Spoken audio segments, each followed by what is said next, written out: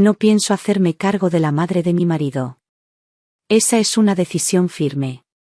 No es un capricho ni una rabieta. Es el resultado de años de aguantar, de morderme la lengua, de soportar situaciones que no me correspondían. Me niego a asumir una responsabilidad que nunca fue mía. Y no lo haré, aunque me llamen egoísta, aunque me miren como si estuviera rompiendo una tradición sagrada, aunque digan que no tengo corazón. He llegado a ese punto donde una se cansa de estar siempre al final de la lista. Donde ya no sirve sonreír, callar, aguantar. Me cansé.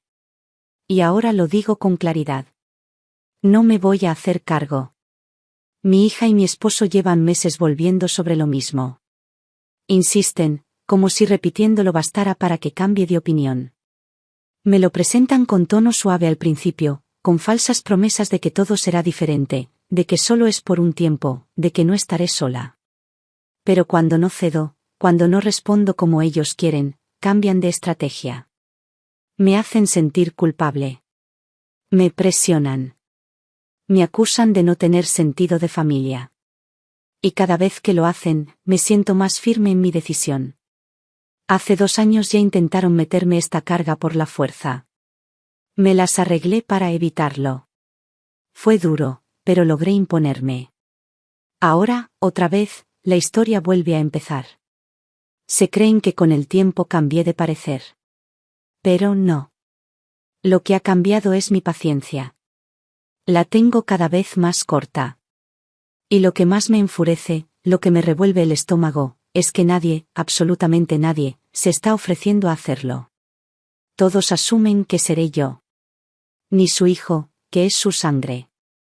Ni su nieta, que tanto se llena la boca hablando de valores. No. Para ellos, es evidente que me toca a mí.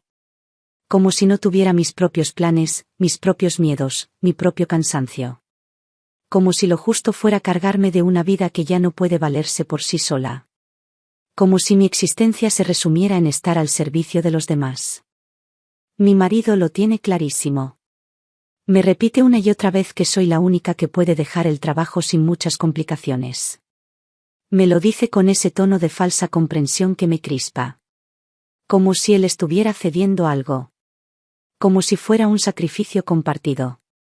Su trabajo es más exigente, más importante, según él. Gana más dinero. Tiene responsabilidades que, al parecer, yo no tengo. Entonces, claro, le parece lo más lógico que yo me jubile anticipadamente, que me quede en casa y cuide a su madre. Así, según él, todo queda en familia. El dinero circula dentro del mismo círculo. Se ahorran la residencia. Nuestra hija puede usar el piso de la abuela. Todo encaja perfecto. En su cabeza, claro. Y cuando le digo que no, cambia el discurso. Me habla de nuestra hija. De lo difícil que está la vida. Que si quiere casarse en verano, que si necesitan un hogar. Que la abuela siempre quiso que su nieta tuviera su propio espacio. Que es el legado familiar. Me lo dice como si yo fuera una enemiga del bienestar de mi hija. Como si por negarme a hacerme cargo, estuviera arruinándole la vida. Pero lo que ninguno quiere ver es que la vida que están arruinando es la mía. Yo también tengo una. También tengo sueños.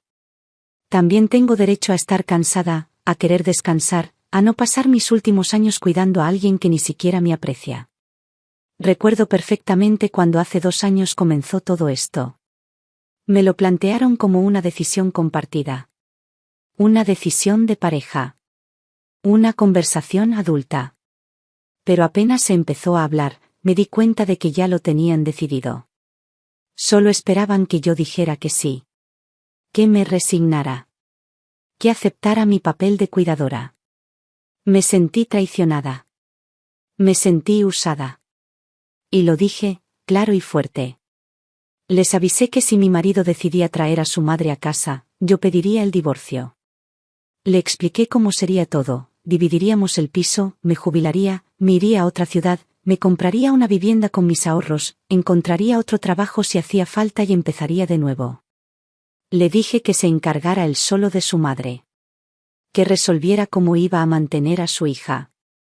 Porque yo no iba a ser la salvadora de nadie más. Puede que pierda ciertos lazos familiares, pero sinceramente, ¿qué tipo de lazos son esos si se basan en aprovecharse de mí? No me interesa mantener vínculos que se sostienen a costa de mi bienestar. Si para ser parte de esta familia tengo que anularme, entonces no quiero ser parte. No a ese precio. Tengo 52 años. He trabajado toda mi vida en una fábrica. Jornadas largas, ruido constante, posturas imposibles. Tengo las manos marcadas por años de esfuerzo. Mi espalda no siempre responde. Pero me siento fuerte. Mi salud es buena. Y sí, tengo el tiempo cotizado para jubilarme antes de la edad oficial. Pero no quiero hacerlo para quedarme cuidando a una anciana con demencia. No quiero cambiar una esclavitud por otra. Me merezco más. Me lo he ganado. Tengo un marido. Tengo una hija. Y mi marido tiene una madre. Esa es la parte que siempre se olvida. Que su madre es eso, suya. Nunca fue mía. Nunca intentó acercarse de verdad. Siempre mantuvo esa distancia orgullosa, altiva. Siempre me miró por encima del hombro. Desde que empezamos, hizo lo posible por meter cizaña. Más de una vez casi nos separamos por su culpa. Yo venía de provincia. Él era un hombre de ciudad, un lector de libros, un hombre culto. Yo era práctica, directa, criada en la necesidad. Ella jamás me aceptó. Y eso fue evidente desde el primer día. Con el tiempo llegamos a un acuerdo tácito. Yo no me metía en nada que tuviera que ver con ella. Y él no me hablaba de lo que pasaba entre ellos. Si la abuela quería ver a su nieta, él se encargaba. Nunca se me pidió involucrarme. Así funcionamos durante años. Hasta que se estabilizó nuestra vida y compramos juntos un piso de 3 habitaciones. Un hogar que construimos sin ayuda de nadie, con nuestros ahorros, nuestros sacrificios. Ella tenía otro piso, uno de 2 habitaciones, bien ubicado en el centro. Y terminó cediéndoselo a mi marido con el argumento de que era para el futuro de nuestra hija. Una manera de asegurarse de que su nieta tuviera un lugar donde vivir sin pagar alquiler. Siempre decía que no quería que su única nieta anduviera tirando el dinero en rentas. Que las mujeres necesitaban tener algo propio. A veces, hasta parecía una buena intención. Pero en el fondo, yo sabía que era otra forma de influir, de asegurarse de seguir presente. Los primeros signos de su enfermedad comenzaron hace 7 años. Mi marido me contaba que hacía cosas raras. Que ponía las gafas en la nevera. Que se le olvidaban los nombres de los objetos. Yo le insistí una y otra vez en que la llevara al médico. Pero no me escuchaba. Me decía que solo eran despistes, que estaba envejeciendo. Nada grave. Hasta que la situación empeoró y ya no pudo negarlo más. Al final, la vieron especialistas y confirmaron lo que yo ya sospechaba. Demencia. Una enfermedad que no tiene cura. Que se puede ralentizar, sí, pero no detener. Al principio, ella se las arreglaba sola. Con ayuda. Mi marido le llevaba comida, le organizaba las medicinas, contrató un asistente para que la visitara a diario. Pero no era suficiente. Empezó a olvidar tomar las pastillas. Dejó la puerta abierta varias veces. Tuvo discusiones con los vecinos. Los acusaba de espiarla, de entrarle a robar. Lo más grave fue cuando dejó el gas encendido. Casi provoca una tragedia.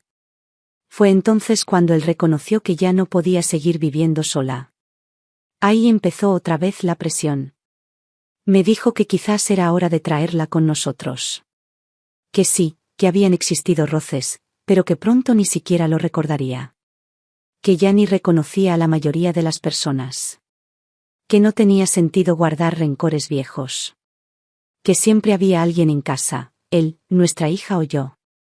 Que teníamos una habitación libre.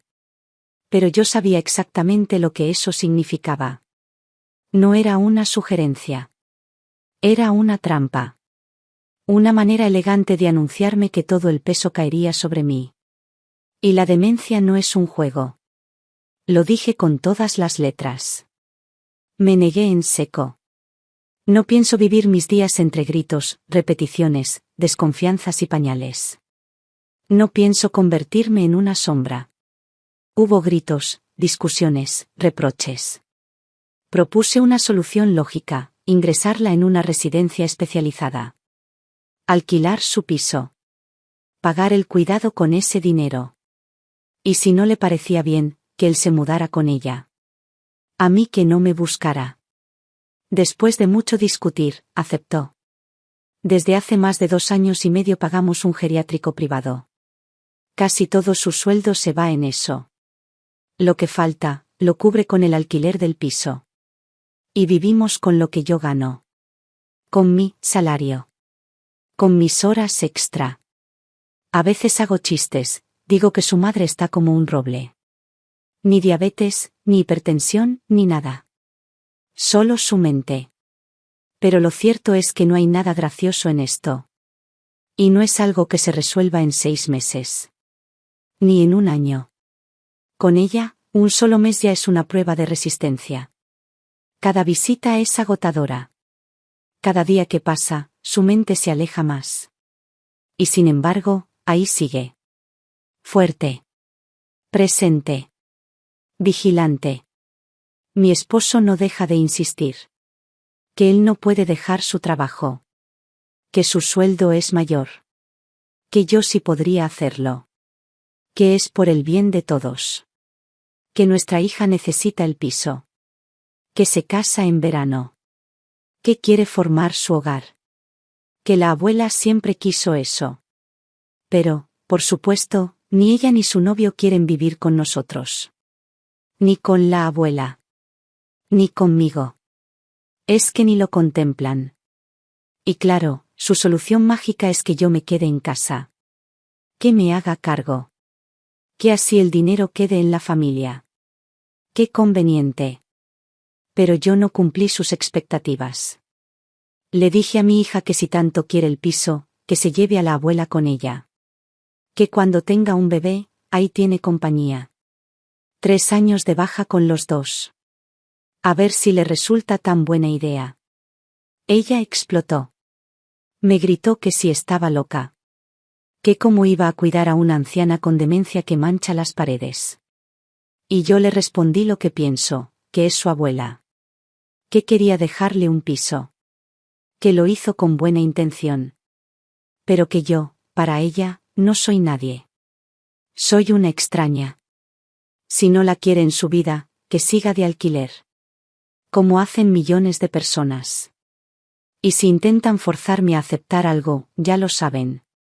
Encontraré la forma de salir adelante. Aunque eso signifique perder el contacto con ellos. Aunque duela. Pero no voy a cargar con una responsabilidad que no me pertenece. Ni aunque las personas que me lo pidan sean mi esposo y mi hija. Después de aquella conversación con mi hija, el ambiente en casa se volvió irrespirable. Ella andaba con la cara larga, sin dirigirme la palabra más de lo necesario. Cuando lo hacía, me hablaba con un tono de superioridad que nunca había usado conmigo, como si hubiera cruzado una línea invisible. Como si, de pronto, yo fuera un obstáculo en su camino, una traba más. Mi marido, por su parte, andaba callado, meditabundo, pero en el fondo sabía que seguía esperando que cambiara de opinión. Esa era su táctica. El silencio pasivo.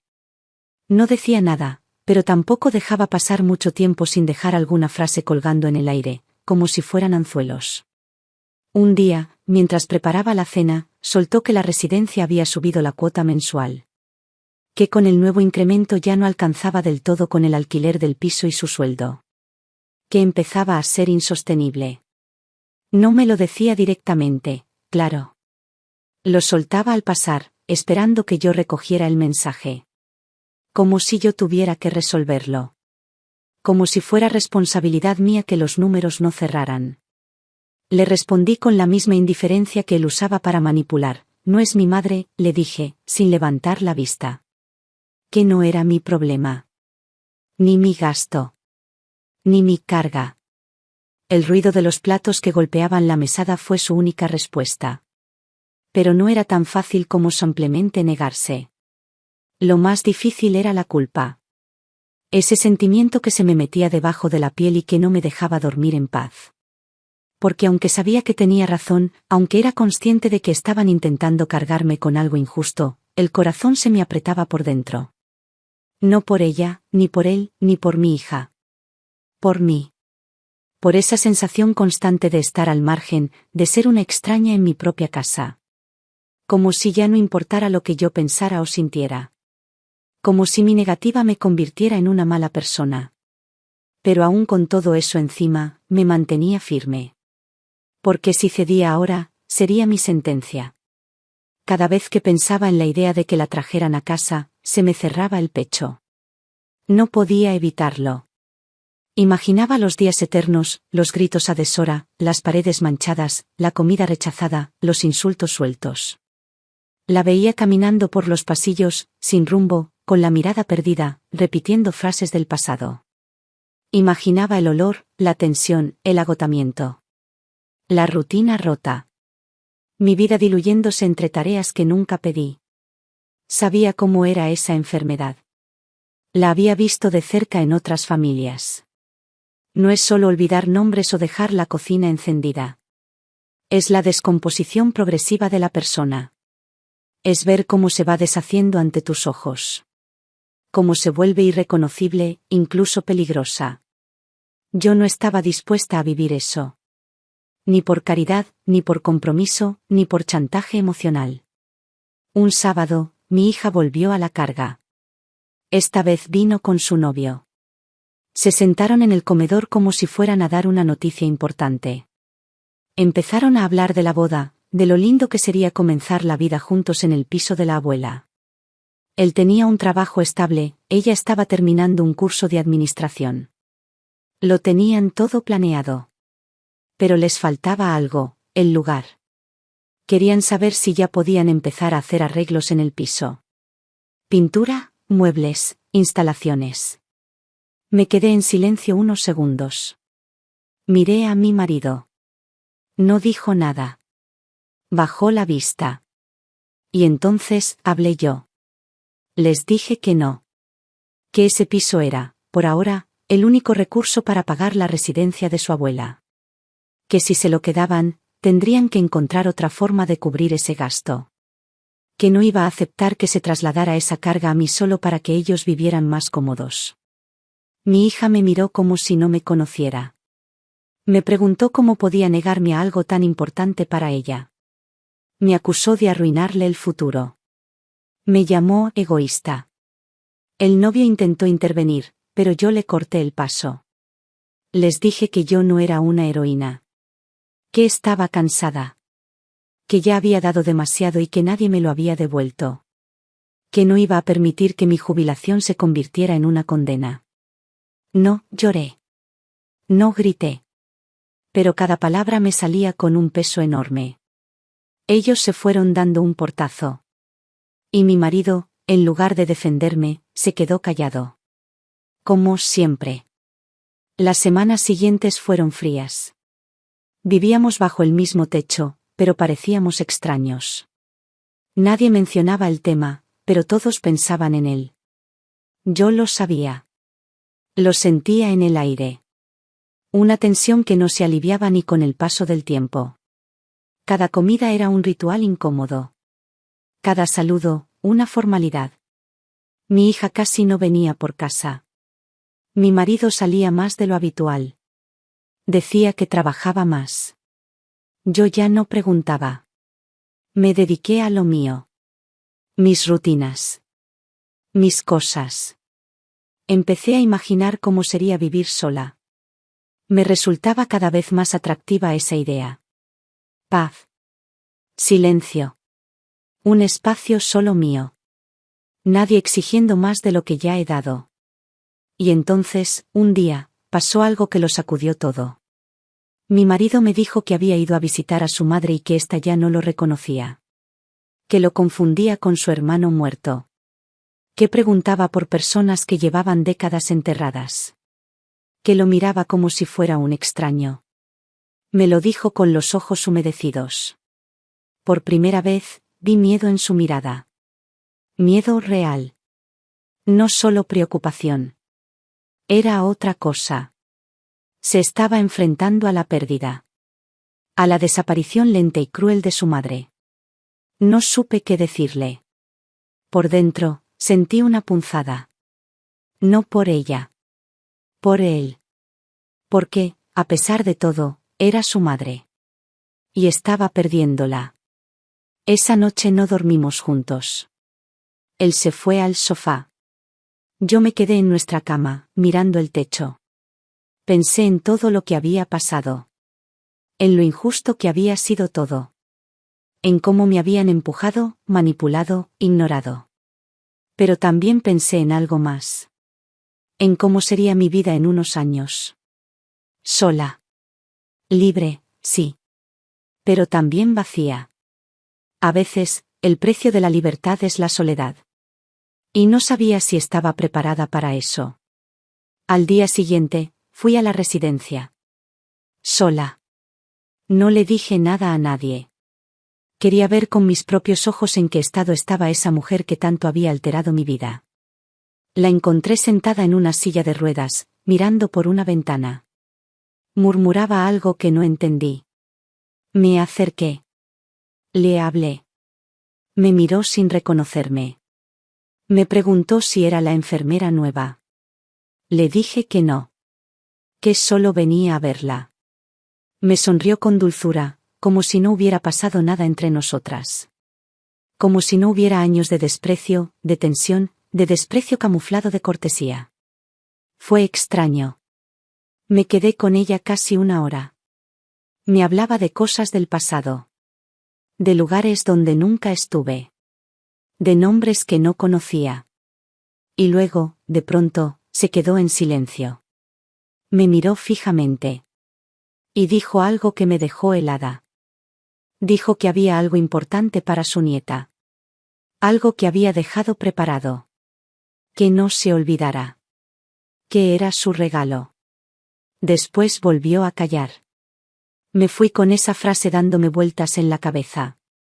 No entendía a qué se refería. Pero algo me decía que no era una simple confusión. Al llegar a casa, no dije nada. Pero empecé a sospechar que había algo más en todo esto. Que tal vez esa mujer no había sido tan incoherente como pensábamos. Que quizás, en medio de su mente hecha trizas, aún quedaban restos de voluntad. De secretos. Y por primera vez, sentí una duda. Una grieta en toda mi certeza. Volví a la residencia una semana después. No le dije nada a mi marido. Tampoco a mi hija. Era mi visita. Mi decisión. Nadie me obligaba esta vez. Sentía una mezcla rara de incomodidad y curiosidad, como si algo dentro de mí se hubiera despertado tras aquella última conversación. Las palabras de mi suegra seguían dando vueltas en mi cabeza. Hablaba de algo importante para su nieta. De un regalo. Algo que había dejado preparado. Y yo, que había sido tan firme, tan decidida a no involucrarme, empecé a sentir una necesidad casi involuntaria de entender qué había querido decir. No por ella, sino por mí misma. Porque necesitaba respuestas. Porque algo me decía que detrás de esa frase había una verdad escondida. O, al menos, un indicio. La encontré en el mismo lugar, junto a la ventana, con la mirada perdida. Pero al verme, sonrió. Como si me estuviera esperando. Esa sonrisa me desconcertó. No me reconocía, eso era evidente, pero me sonreía con afecto. Como si, en algún rincón de su mente, yo le resultara familiar. Me senté a su lado. No dije mucho. Ella hablaba sin parar, saltando de un tema a otro. A veces parecía estar en otro tiempo. Otras veces, en otro lugar. Hablaba de su infancia, de un viaje a Italia, de una casa en la playa que nunca existió. Pero entre sus delirios, soltó algo nuevo. Me dijo que el banco ya tenía todo listo. Que la caja fuerte estaba con su firma. Que la nieta debía ir con la llave. ¿La llave? Repitió esa palabra varias veces. Me quedé helada. No sabía si creerle. No sabía si era parte de una alucinación o si de verdad hablaba de algo real. Le pregunté dónde estaba la llave. Me miró, bajó la voz y me susurró, debajo del armario, en la caja roja. Después volvió al silencio. Salí de la residencia más confundida que nunca. Tenía que verificar si lo que había dicho tenía sentido o no. No me iba a quedar con la duda. Así que esa misma tarde fui al piso viejo. Teníamos las llaves porque aún lo gestionábamos nosotros para alquilarlo. Era un lugar pequeño, 2 habitaciones, muebles viejos. Olía a polvo y a encierro. Caminé despacio por el pasillo. Entré a su habitación.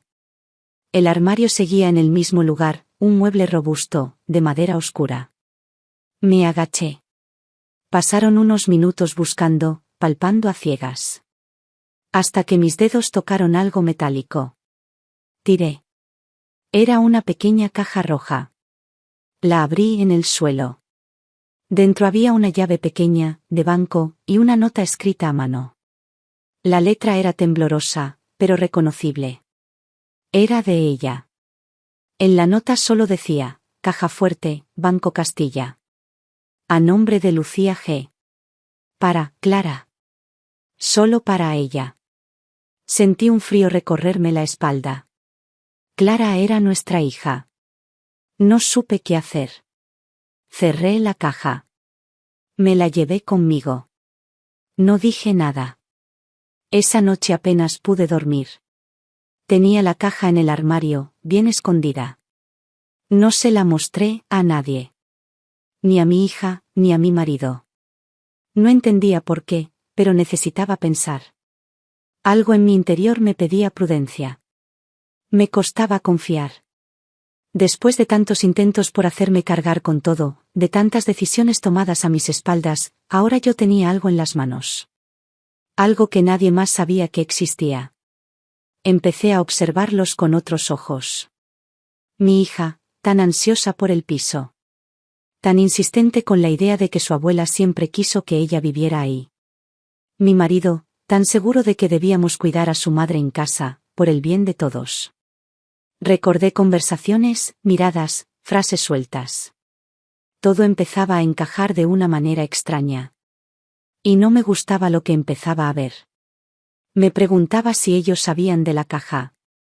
Si en el fondo, muy en el fondo, todo ese interés en meterme a cuidar a su madre no era solo por el dinero del geriátrico. ¿Y si había más? ¿Y si querían que estuviera cerca para no dejarme sola con ella? ¿Y si sabían, o al menos sospechaban, que había dejado algo para Clara? ¿Un testamento? ¿Una fortuna? ¿Y si pensaban que conmigo cerca, eso podía peligrar? No podía probar nada. No podía decirlo en voz alta. Pero ya no podía dejar de pensar en eso. Durante días, estuve tensa. Aislada. Guardando silencio. Observando. Mi hija seguía con sus planes de boda. Seguía sin hablarme demasiado. Solo lo justo. Mi marido también actuaba como si nada pasara. Pero yo ya no era la misma. Ya no me sentía parte del decorado. Por primera vez en mucho tiempo, sentía que tenía algo que me daba poder. No lo buscaba. No lo pedí. Pero lo tenía. Y debía usarlo bien. La tercera vez que fui a la residencia, ella ya no hablaba tanto. Me reconoció otra vez como enfermera. Pero cuando le mencioné la caja roja, volvió a mirarme con intensidad. Me dijo, Clara lo sabrá cuando sea el momento. Pero tú eres la que debe dárselo. Tú sabrás, cuándo. Esa frase me persiguió toda la semana. Yo no sabía cuándo. Ni cómo. Pero algo me decía que la vida misma me iba a mostrar el momento exacto. Mientras tanto, seguí viviendo como si nada. Como si todo siguiera igual. Pero dentro de mí, todo se había movido. Había encontrado algo más que una caja y una llave. Había recuperado la certeza de que, por una vez, el control era mío. Los días pasaban y yo seguía guardando silencio. La caja roja seguía bien oculta, con su llave y aquella nota. No se la mostré a nadie. Cada vez que me levantaba por la mañana y entraba al baño, al pasar por la puerta del armario sentía ese cosquilleo. No era miedo, tampoco era ansiedad. Era otra cosa. Una especie de certeza muda. Una sensación de que eso que tenía en mi poder era más importante de lo que podía imaginar. No solo por su contenido, sino por lo que simbolizaba. Por primera vez, yo tenía algo que ellos no sabían, algo que no podían controlar ni usar a su favor. Durante años fui la que estaba en medio. La que trabajaba sin descanso. La que callaba cuando tocaba. La que sostenía la casa, el ritmo, los vínculos. Fui la madre presente, la esposa razonable, la nuera ausente. Siempre en un rol que servía a los demás. Ahora todo se había girado. Y yo era la única que tenía una pieza de este juego que podía cambiarlo todo. Mi hija, sin saber nada, seguía presionando con el piso. Ahora lo hacía con menos delicadeza. Ya no disimulaba. Me hablaba de los arreglos que quería hacer. Me preguntaba qué día podía llevar a su novio para ver la instalación eléctrica. Como si la decisión estuviera tomada. Como si el piso ya fuera suyo. Como si yo no existiera en la ecuación. En su mundo, el piso de la abuela era una herencia asegurada. Y yo, simplemente, debía facilitarle el acceso. Ya no se molestaba en fingir afecto. Me hablaba con ese tono forzado de quien quiere evitar conflictos, pero no oculta el desprecio. Para ella, yo era un trámite. Una figura útil hasta cierto punto. Y después, un estorbo. A veces la miraba y me costaba reconocerla. ¿En qué momento se volvió así?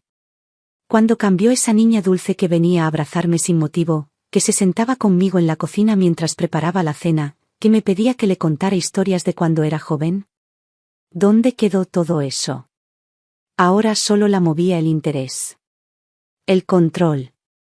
El dinero. Y eso me dolía más que cualquier palabra hiriente. No me molestaba que quisiera el piso. Lo que me dolía era que no le importara lo que implicaba conseguirlo. Que no le importara a costa de quién. Mi marido seguía en su postura neutral. No insistía directamente, pero cada vez que surgía el tema, se ponía de parte de ella.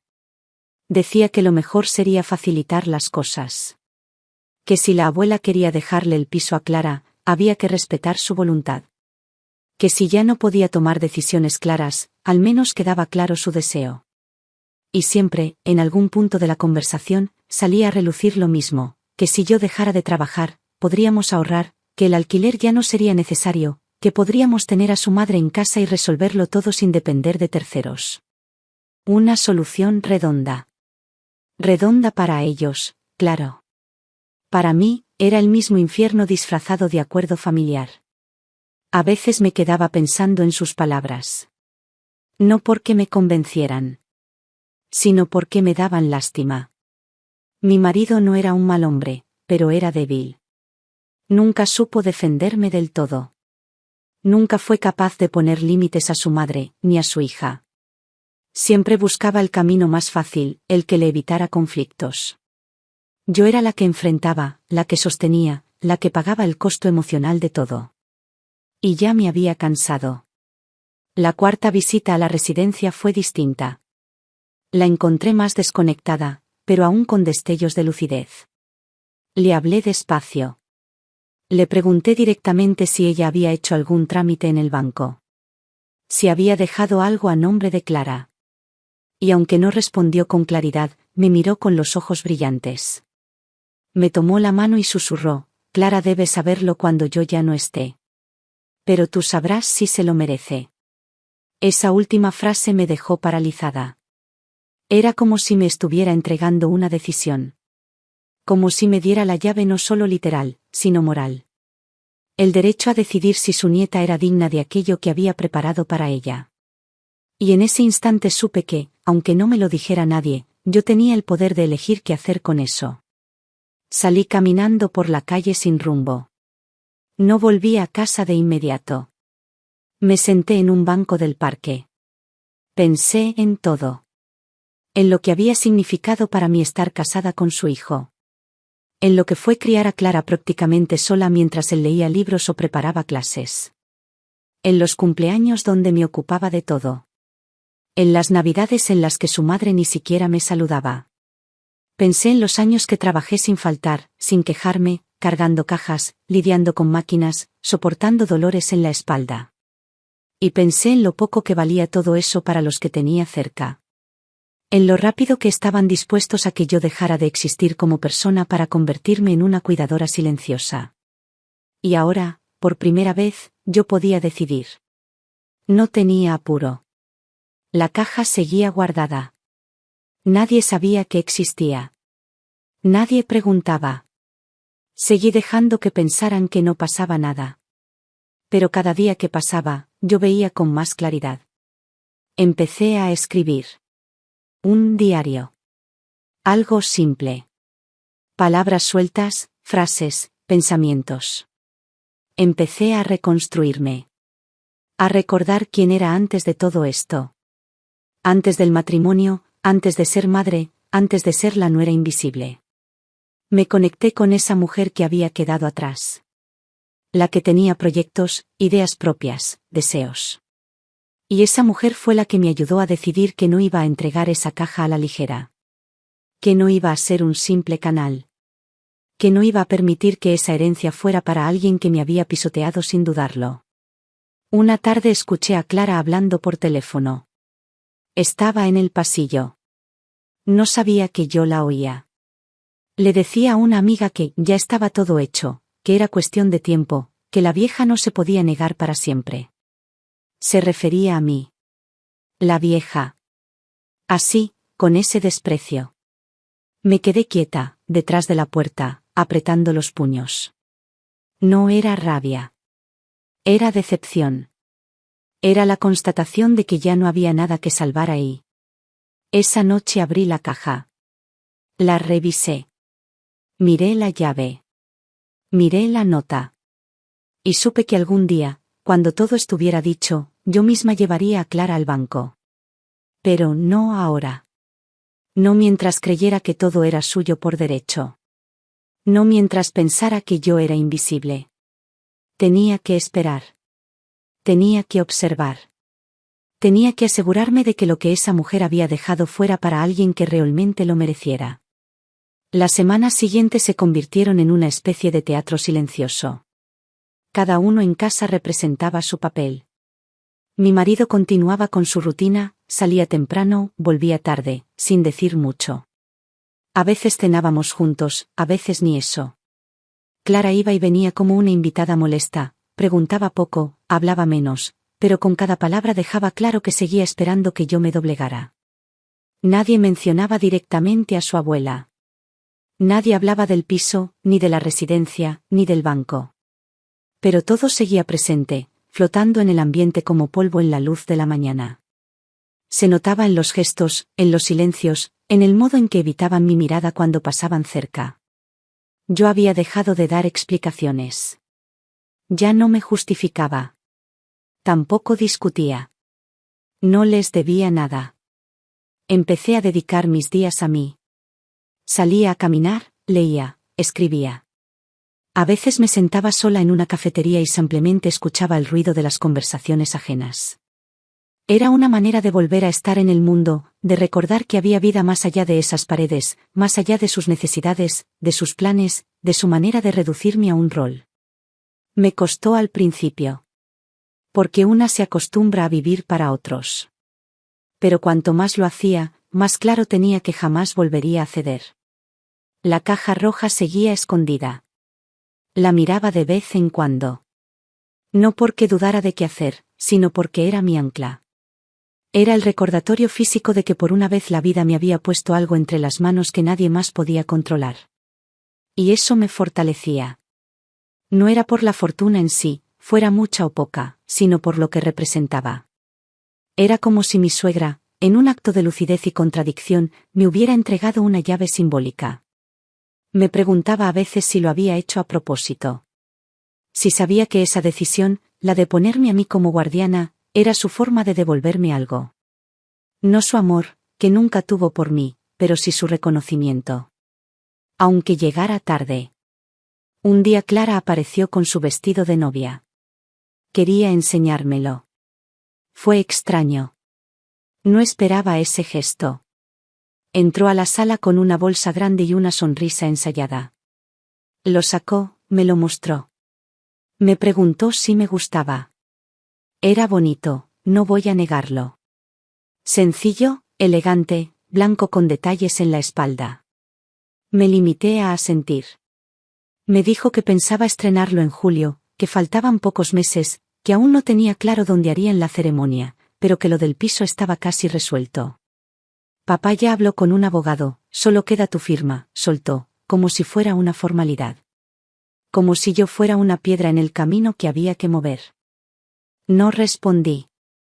No le pregunté nada. Solo me levanté y salí de la habitación.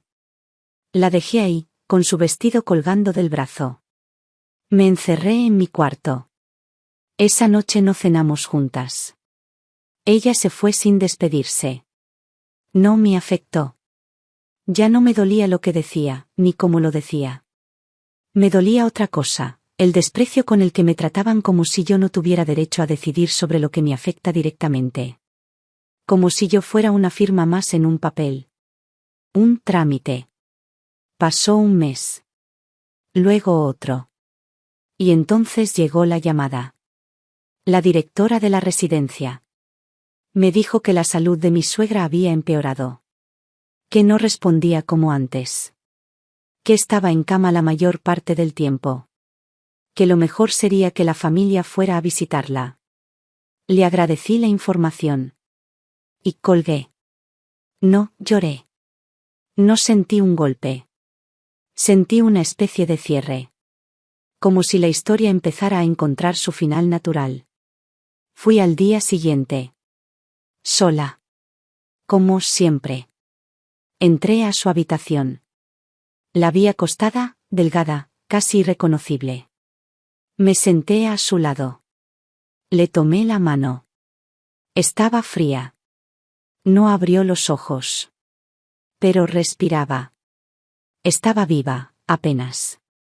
Me quedé con ella horas. No dije mucho. No hacía falta. Solo estuve ahí. No por deber. No por culpa.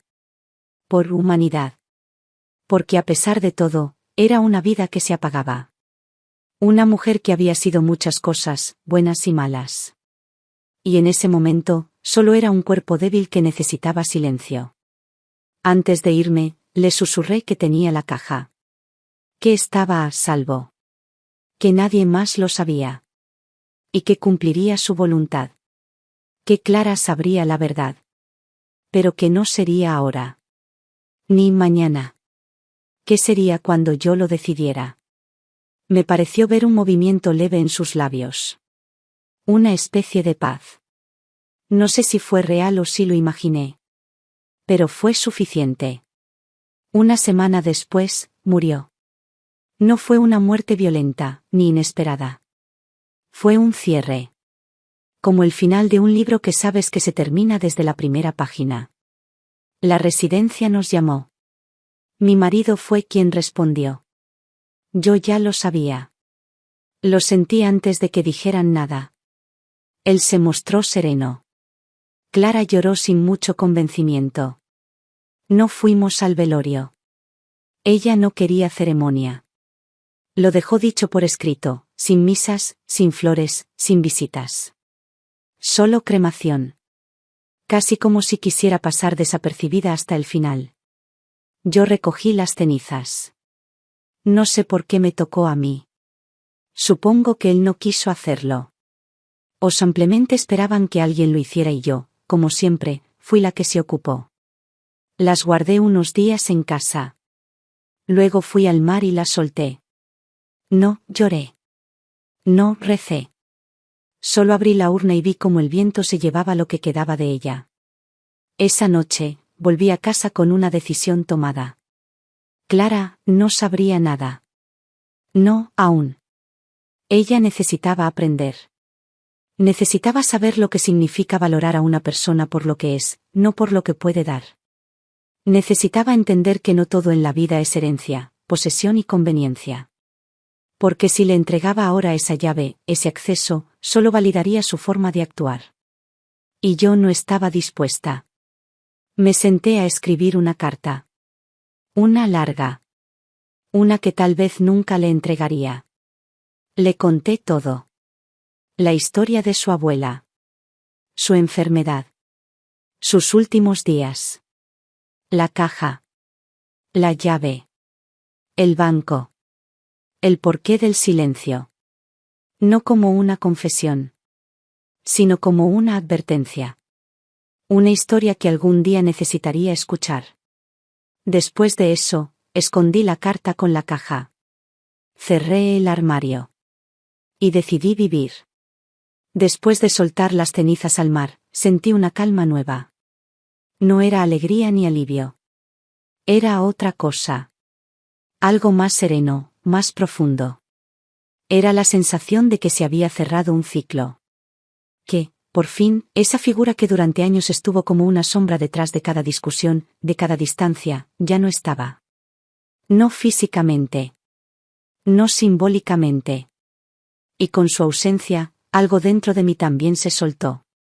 Una cuerda que llevaba demasiado tiempo tensada.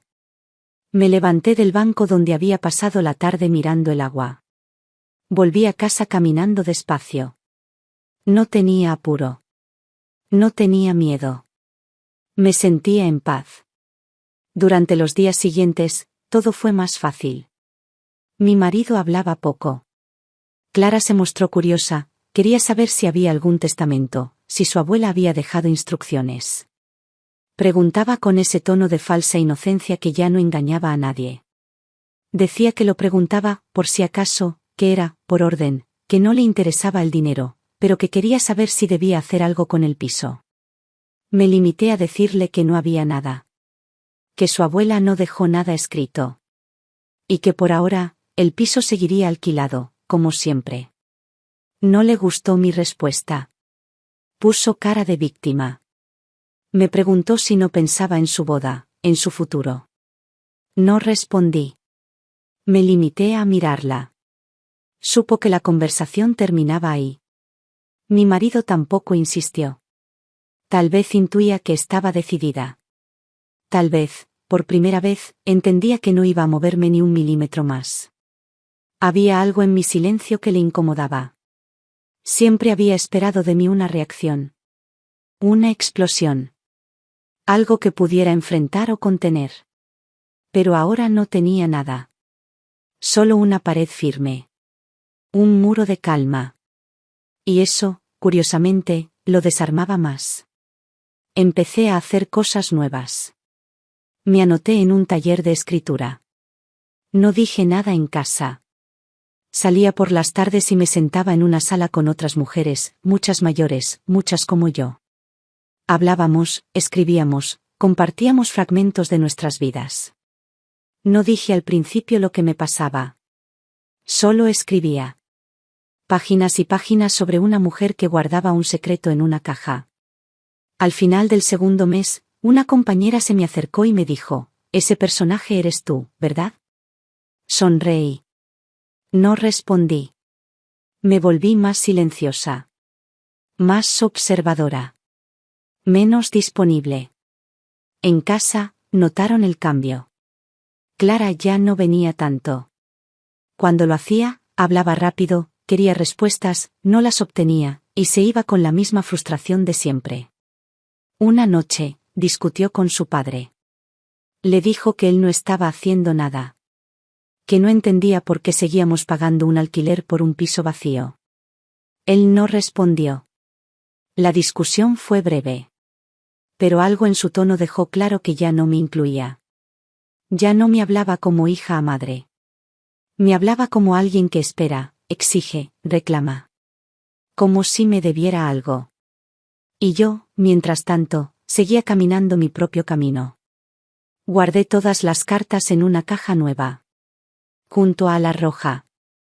Escribí una para cada ocasión posible, si algún día decidía darle la llave, si no lo hacía, si moría sin decir nada. Cada carta era distinta.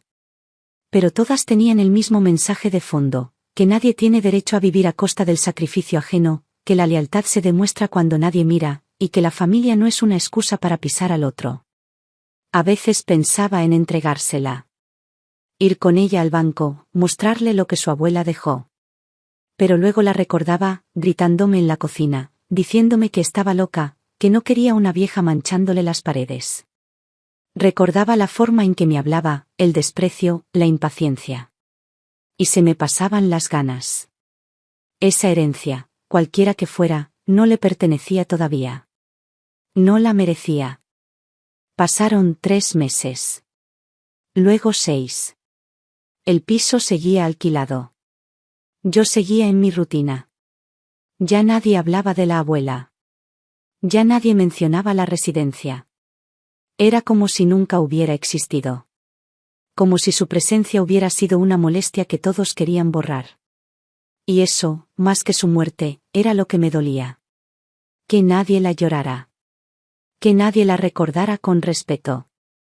Que ni siquiera su hijo tuviera el valor de nombrarla. Que solo sirviera como argumento para quedarse con lo poco que dejó. Mi marido empezó a hablar de irnos de viaje. Tal vez una manera de escapar. Tal vez un intento de volver a acercarse. Me dijo que podíamos tomar unos días, ir a la costa, descansar. Le dije que no. Que prefería usar mi tiempo para otras cosas. No preguntó más. A veces me observaba con tristeza. Como si supiera que algo se había roto y ya no se podía reparar. Como si intuyera que me estaba alejando. Que estaba dejando de ser la mujer que él conocía. Y era cierto. Lo estaba haciendo. Cada día un poco más. Había una libertad nueva en mi manera de caminar. En mi forma de mirar el mundo.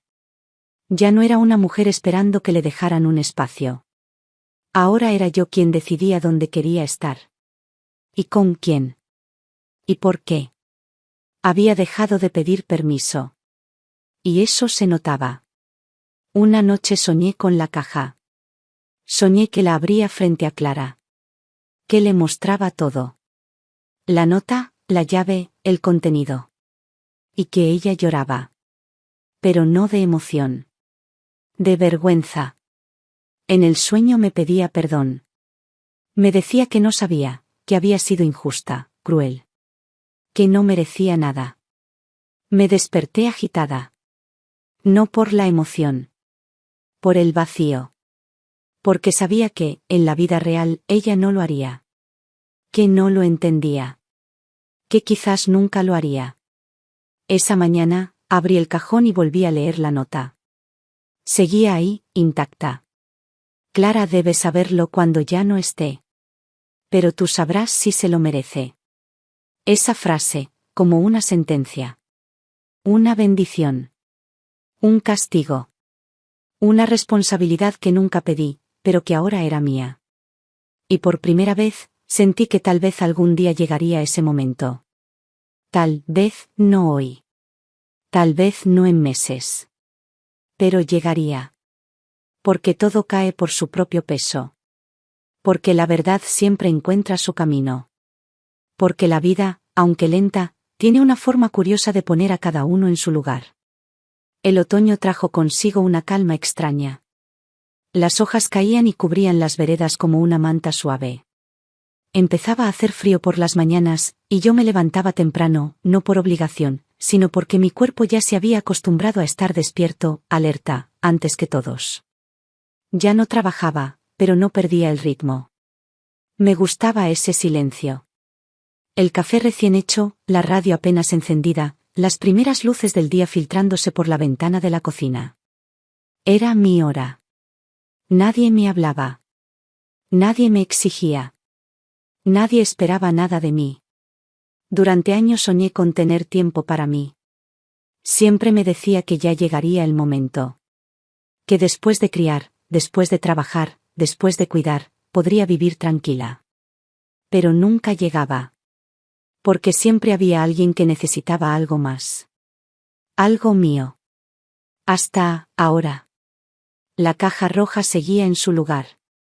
No la tocaba todos los días. Ya no necesitaba hacerlo.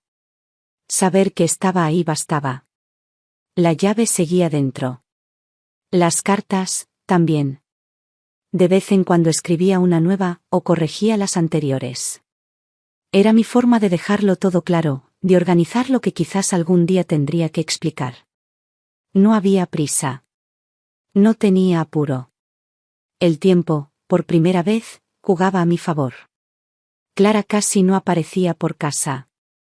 Se había mudado con su novio a un pequeño departamento, con alquiler compartido.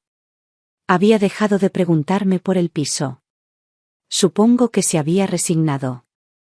O, más bien, que esperaba otro momento para volver a la carga. Con ella todo era estrategia. Siempre lo fue. No era espontánea. Cada gesto, cada palabra, estaba pensado. Desde pequeña supo cómo manipular a su padre, cómo hacerme sentir culpable, cómo moverse en las grietas de los silencios familiares.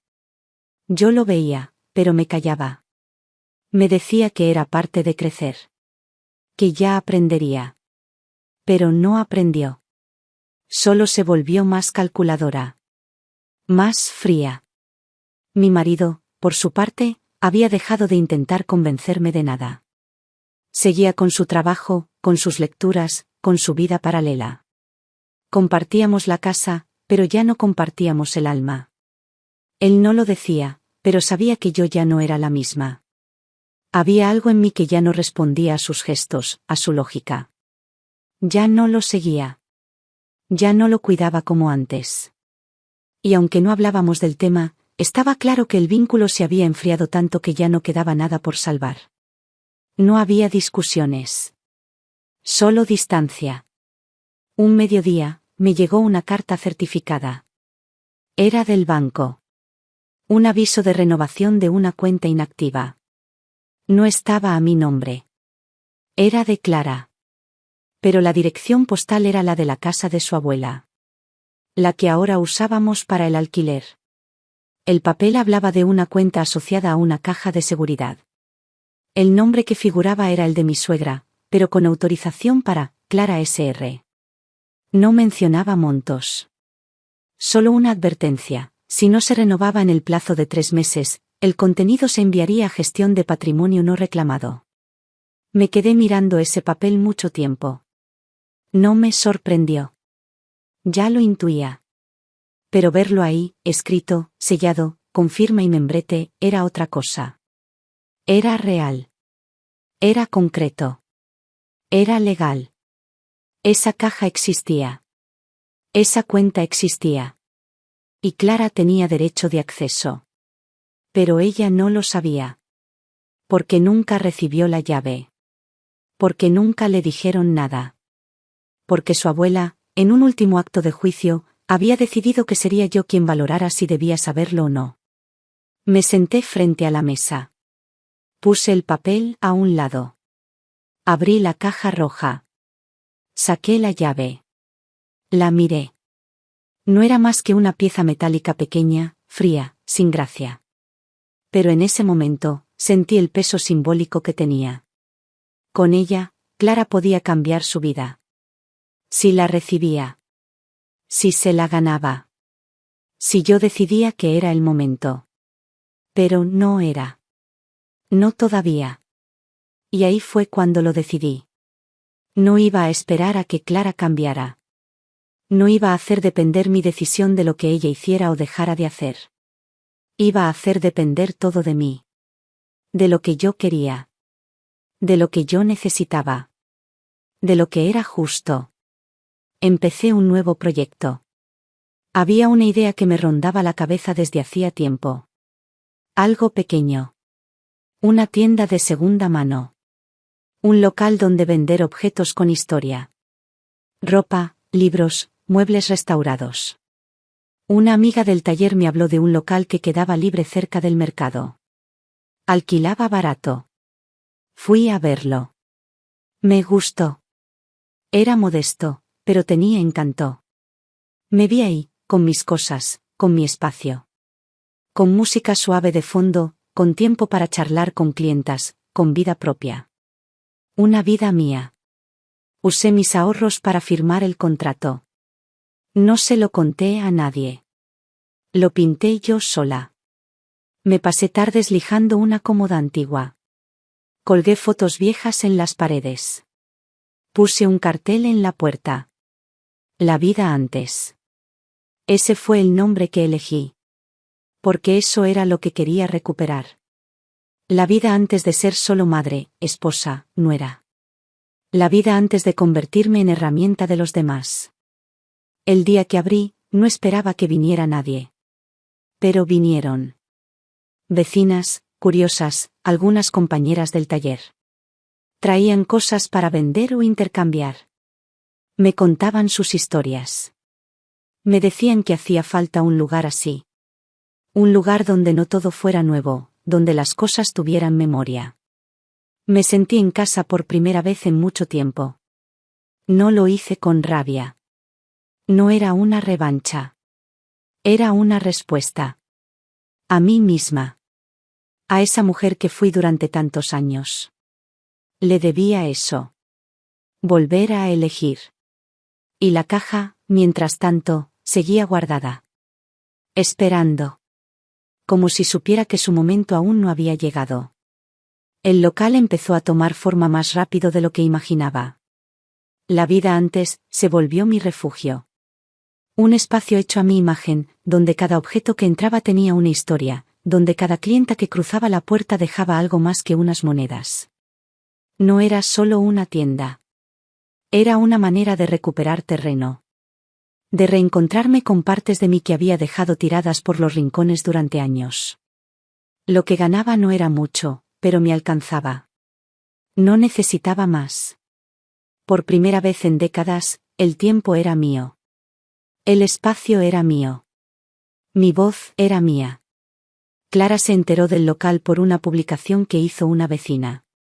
Me llamó por teléfono. La conversación fue corta. Fingió entusiasmo. Dijo que estaba contenta por mí. Pero su tono era filoso, como si cada palabra escondiera otra intención. Luego, sin demasiada transición, me soltó que había visto algo del banco a su nombre. Que no entendía. Que porque ella figuraba como autorizada en una cuenta de su abuela. Que si yo sabía algo. Le dije que sí.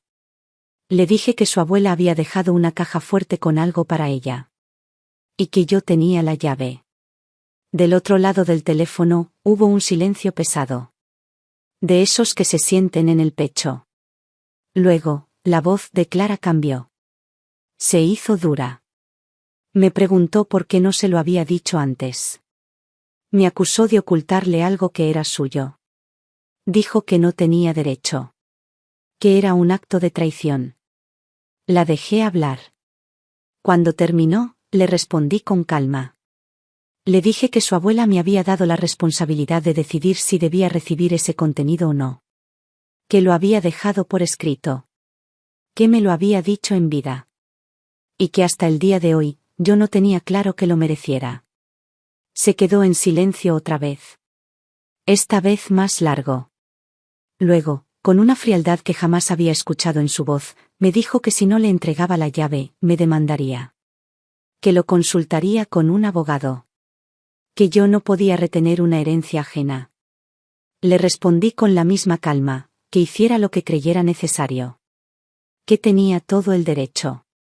Pero que lo que había dentro de esa caja no era solo dinero o papeles. Era confianza. Y que eso no se gana con amenazas. Colgó sin despedirse. Esa noche no dormí. No por miedo. Por tristeza. Sabía que ese momento iba a llegar. Pero una cosa es anticiparlo, y otra vivirlo. Escuchar a tu hija tratándote como a una enemiga. Ver que la relación que construiste durante toda una vida puede quebrarse por un interés material. Eso no se supera fácil. Mi marido intentó mediar. Me pidió que hablara con ella. Que le explicara. Que no hacía falta llegar tan lejos. Le dije que ya lo había hecho. Que Clara no buscaba comprensión. Que buscaba acceso. Llaves. Poder. Que todo lo que alguna vez hubo entre nosotras ya no estaba. Y que no iba a fingir que sí. Él no insistió. Se fue a dormir en silencio. Como siempre. Los días siguientes vinieron cargados de tensión. Clara no apareció. Tampoco llamó. Empezaron a llegar notificaciones legales. Un requerimiento formal. Una amenaza de demanda. Un pedido de apertura forzada de la caja con orden judicial. No me sorprendió. Lo estaba esperando. Fui al banco. Hablé con el gerente. Le mostré la nota original de mi suegra. Le mostré las cartas. Le dije que sí, Clara era la autorizada. Pero que la llave estaba conmigo. Que su madre me la había confiado. Me dijeron que legalmente, si ella iniciaba el proceso, podrían abrir la caja con intervención notarial. Pero que eso tomaba tiempo. Que se necesitaba una justificación válida. Que la situación no era común. No discutí. No hice escándalo. Me limité a asentir. Agradecí la información y salí del banco con la decisión tomada. No iba a pelear. No iba a defenderme. Iba a hacer lo que me pidió esa mujer que, con todos sus errores y rencores, confió en mí en el último tramo de su vida. Esa misma tarde, volví al local. Cerré más temprano. Saqué la caja. Le quité la llave. La metí en un sobre. Imprimí la nota original. La firmé. La sellé.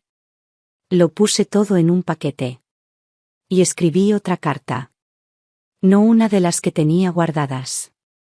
Una nueva. En ella le conté a Clara que sí, que la caja era suya. Que estaba lista para abrirla. Pero que antes de hacerlo, quería que leyera lo que había detrás. La historia completa. Lo que viví. Lo que soporté. Lo que hice por su padre. Por ella. Por su abuela. Le conté lo que significa cargar con responsabilidades que no son tuyas. Le hablé de la diferencia entre recibir y merecer. Entre reclamar y agradecer. Entre heredar algo y saber qué hacer con ello. Al día siguiente, envié el paquete a su casa. No supe si lo recibió. No hubo respuesta. Ni un mensaje. Ni una llamada. Solo el silencio. Y esa noche dormí mejor que nunca. Pasaron varios días sin noticias. No hubo respuesta, ni llamada, ni mensaje. El sobre había sido entregado, eso lo confirmé por el recibo de correo. Pero Clara no dio señales de vida. No intentó abrir una conversación. No vino a casa. No pidió explicaciones. Simplemente, se sumió en un silencio tenso que ya no me afectaba como antes. Yo seguí con mi vida. En el local, las cosas iban bien. Tenía clientas fijas, incluso empecé a vender algunos muebles restaurados por encargo. Me gustaba el ritmo que había conseguido, lento, pero firme. Empezaba a tener una rutina propia, una estabilidad que no dependía de nadie. Algunas noches me sentaba con una copa de vino frente a la ventana, mirando las luces del barrio, y pensaba en todo lo que había cambiado en tan poco tiempo. Ya no era la mujer que se dejaba empujar por decisiones ajenas. Ahora tomaba las riendas. Incluso del pasado. Una mañana, muy temprano, escuché el timbre. Era Clara. Venía sola. Sin maquillaje, despeinada, con la cara más pálida de lo que recordaba. Tenía el sobre en la mano. Me lo mostró sin decir nada. Lo había abierto. Lo había leído. Entró sin que yo dijera una palabra. Se sentó en la mesa de la cocina, en la misma silla que usaba de niña. Tardó en hablar.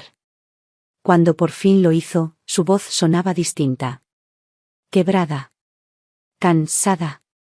Me dijo que no esperaba eso. Que pensaba que encontraría otra cosa. Que se imaginaba papeles, una cifra, una herencia clara. Pero no. Dentro de la caja había otra carta de su abuela. Y una serie de documentos, la escritura original del piso, una cuenta con movimientos de hacía años, un listado de pertenencias donadas en vida, y una pequeña libreta de ahorros que no llegaba a sumar más de 10.000 euros.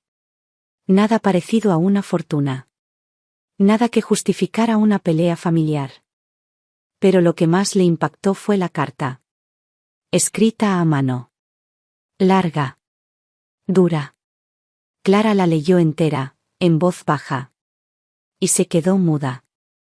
En la carta, su abuela hablaba de ella, de cómo la vio crecer, de cómo le preocupaba su falta de empatía, su actitud soberbia, su indiferencia hacia el esfuerzo de los demás. Decía que su regalo no era dinero, ni propiedades, sino la posibilidad de leer esas palabras y cambiar. Le pedía que mirara hacia atrás, que entendiera qué tipo de mujer quería ser. Le decía que la verdadera herencia era comprender que la vida no se vive sobre los hombros ajenos. Que ningún hogar se construye con desprecio. Clara no lloró. Tampoco se disculpó. Solo me miró y dijo que ahora entendía algunas cosas. No todas. Pero algunas. Que nunca pensó que su abuela la viera así. Que tampoco imaginó que yo me quedaría con la llave todo ese tiempo solo para entregársela con tanto cuidado. Me preguntó por qué lo había hecho. Le dije la verdad, porque no quería que repitiera nuestra historia.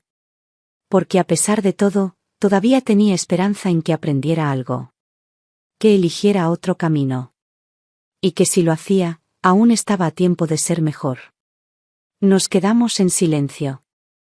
No fue un momento emotivo. Fue sobrio. Contenido. Ella se levantó. Me dijo que no sabía qué iba a hacer. Que no me prometía nada. Que necesitaba tiempo. Le dije que estaba bien. Que no necesitaba promesas. Solo hechos. Se fue sin abrazos, sin frases de cierre. Pero algo en su forma de caminar, más lenta, más pesada, me hizo pensar que esta vez había escuchado de verdad. Esa noche no sentí tristeza. Ni alegría. Sentí verdad. Como si al fin, después de tantos años, las piezas del pasado hubieran caído en su lugar. No era perfecto. Pero era justo. En el local, seguí con mi trabajo. Las clientas venían y hablaban de sus cosas, como siempre. Una me dijo que notaba algo distinto en mí. Que parecía más liviana. Sonreí. Supongo que sí. Porque ya no llevaba la carga de una historia no contada. Porque había cumplido con lo que me dejaron, a mi manera. Porque por primera vez, lo que hice no fue por los demás, sino desde mí. Y la caja roja, finalmente vacía, la guardé como recuerdo. Porque ya no tenía que protegerla. Ni lo que había adentro. Ni lo que significaba. El invierno llegó con sus nubes bajas y su rutina de lluvia. El local seguía funcionando, más que bien.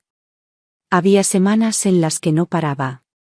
Llegaban mujeres de otros barrios, algunas traídas por amigas, otras por pura casualidad. Me hablaban con confianza. Había algo en el ambiente, en las paredes, en la forma de estar que les hacía quedarse más de lo necesario. Algunas venían a comprar, otras solo a hablar. Se había formado un espacio de afecto, de intercambio. De respeto. Como si entre todas hubiéramos reconstruido una comunidad pequeña, hecha de experiencias, no de sangre.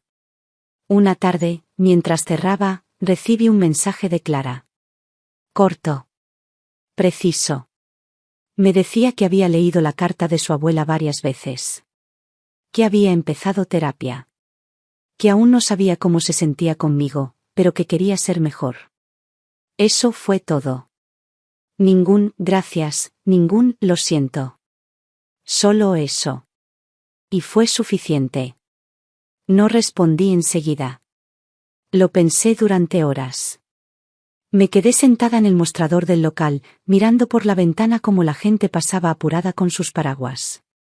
Pensé en todo lo que habíamos vivido. En el camino que tomamos cada una. En cómo esa caja, tan pequeña, había encerrado más que dinero o papeles. Había encerrado poder. Silencios. Rencores. Pero también había ofrecido una oportunidad. La de mirar hacia adentro. La de dejar de esperar del otro lo que una no se da a sí misma. Le respondí al día siguiente. Le dije que hiciera su trabajo interno. Que no me debía respuestas. Que solo quería que se preguntara de verdad qué tipo de mujer quería ser. Y que, si algún día encontraba esa respuesta, ahí estaríamos. No para volver al pasado, sino para construir algo nuevo. Algo sin deudas. Nunca volvió a vivir en el piso de la abuela. Finalmente lo vendimos. Con el dinero, ella se independizó del todo. No me pidió nada. No me ofreció nada. Fue un corte limpio. Y eso también fue un alivio. Mi marido y yo tomamos caminos diferentes. No hubo drama. Solo una conversación larga una noche de marzo. Él admitió que me había perdido hace tiempo. Que no lo vio venir. Que se aferró demasiado a lo que le era cómodo. Se fue a vivir con un amigo. Me dejó la casa. No discutimos por el dinero. Yo ya no quería batallas. Solo aire. En el local, seguí escribiendo. Convertí las cartas en relatos. Empecé a publicarlos en un blog. Mujeres de todas partes me escribían. Me contaban sus propias cajas. Sus silencios. Sus traiciones. Sus decisiones. Era como si la historia de mi vida se hubiera convertido en un eco que encontraba respuestas en otras voces. Y eso me hacía sentir menos sola. Una mañana, encontré una nota pegada en la puerta. Era de Clara. Decía solo esto. Gracias por no haberme entregado la llave cuando la quería. Sino cuando la necesitaba. La guardé en una caja nueva. Pequeña. De madera clara. Vacía. Ligera. Sin candado. Como ahora me siento yo.